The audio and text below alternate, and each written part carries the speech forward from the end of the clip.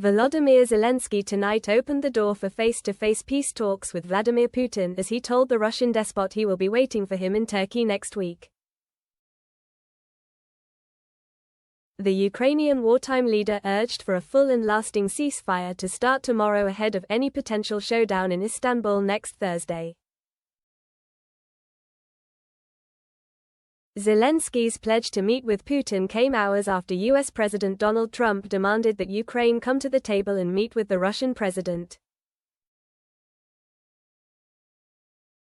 "We await a full and lasting ceasefire, starting from tomorrow, to provide the necessary basis for diplomacy," Zelensky said on X, adding he will be waiting for Putin in Turkey on Thursday. Trump earlier said that Moscow is not open to a ceasefire agreement with Ukraine, with Putin instead wanting to meet in person to negotiate an end to the bloodbath. "Ukraine should agree to this, immediately. At least they will be able to determine whether or not a deal is possible," Trump wrote on his social media account. "I'm starting to doubt that Ukraine will make a deal with Putin, who's too busy celebrating the victory of World War II, which could not have been won, not even close, without the United States of America. Have the meeting, now." Trump is heading to the Middle East next week for his first trip to that region since the start of his second term. In his post, Trump railed against Zelensky after the two clashed in their Oval Office meeting earlier this year. The Republican president has always been against the mass amounts of aid that his predecessor sent to Ukraine in its war with Russia.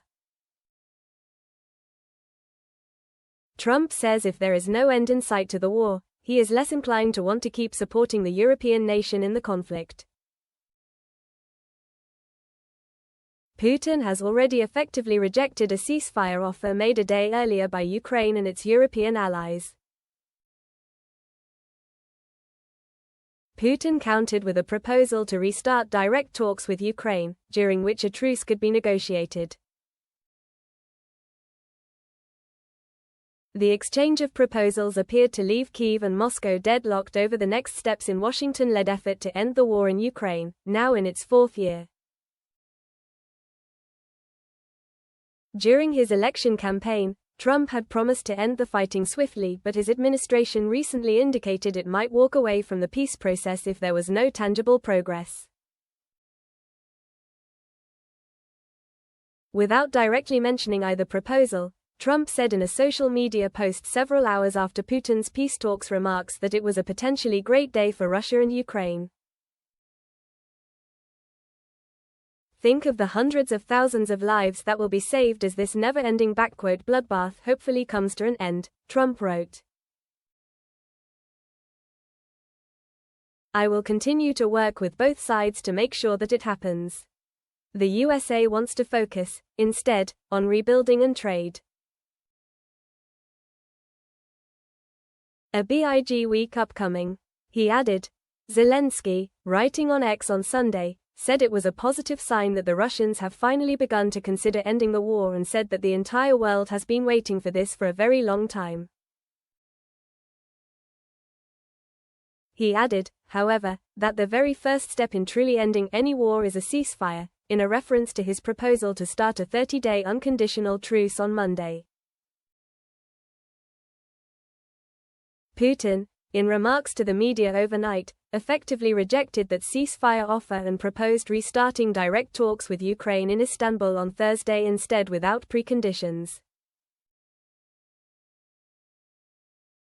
He said a ceasefire might be agreed on during the negotiations, but stressed that the Kremlin needs a truce that would lead to a lasting peace instead of one that would allow Ukraine to rearm and mobilize more men into its armed forces.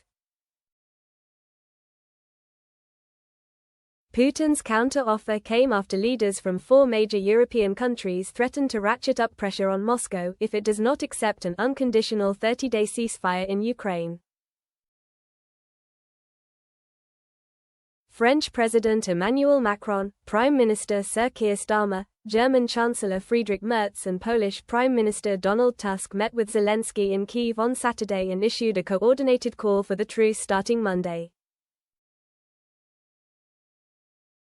The plan has received backing from both the European Union and Trump. The leaders pledged tougher sanctions on Russia if Putin did not accept the proposal. Zelensky, in his Sunday remarks, reiterated that call. There is no point in continuing the killing even for a single day. We expect Russia to confirm a ceasefire, full, lasting, and reliable, starting tomorrow, May 12, and Ukraine is ready to meet, the Ukrainian leader said on X. Macron said Sunday that Putin's offer of direct negotiations with Ukraine is a first step, but not enough, signaling continued Western skepticism toward Moscow's intentions. An unconditional ceasefire is not preceded by negotiations, Macron told reporters at the Polish-Ukrainian border, according to French media. Macron also warned that Putin is looking for a way out, but he still wants to buy time. Kremlin spokesman Dmitry Peskov, in comments aired by Russian state TV on Sunday, called Putin's proposal very serious, aimed at eliminating the root causes of the conflict, and said it confirms a real intention to find a peaceful solution. Putin spoke Sunday to Turkish President Recep Tayyip Erdogan, who expressed readiness to host the talks, the Kremlin said. According to the Kremlin's readout of the phone call, Erdogan fully supported the Russian proposal, emphasizing his readiness to provide a platform for the talks in Istanbul, as well as all possible assistance in organizing and holding the negotiations aimed at achieving sustainable peace. Erdogan also spoke to Macron on Sunday, according to a statement from the Turkish Presidential Communications Office, and said that a historic turning point had been reached in efforts to end the war. Meanwhile, Russia resumed mass drone attacks in Ukraine early on Sunday, after its self-declared three-day pause expired. Russia launched 108 attack drones and simulator drones from 6 different directions, Ukraine's Air Force said.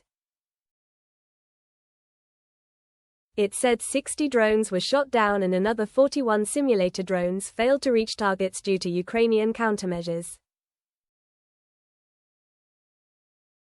The Russian Defense Ministry on Sunday accused Ukraine of violating Moscow's three-day ceasefire more than 14,000 times. Ukraine, which did not agree to the May 8-10 ceasefire, has also accused Russia of violating its own truce, with the Ukrainian foreign minister calling it a farce.